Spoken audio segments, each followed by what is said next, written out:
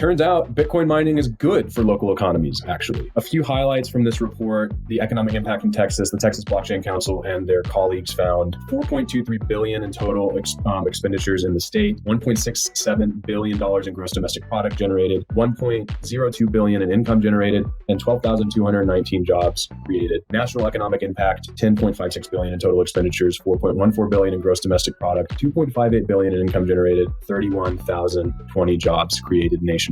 I think the job creation bit is interesting because it really tracks the proportional the breakdown of hash rate proportionally per state, right? Texas has roughly a third of the US's hash rate, maybe a little bit more. And we're seeing that in the job data reflected here. I love seeing this. I want to believe that these numbers on the upper bound are absolutely correct. That being said, Texas Blockchain Council is a Bitcoin and blockchain oriented lobbying firm, basically. And so it would behoove them and all of their donors to have positive data on this end. That being said, no one else is going to run these numbers.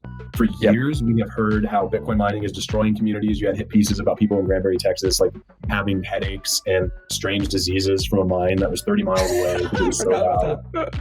Yeah, right. And then you had other things about Bitcoin mining destroying the planet, boiling the oceans, all this other stuff.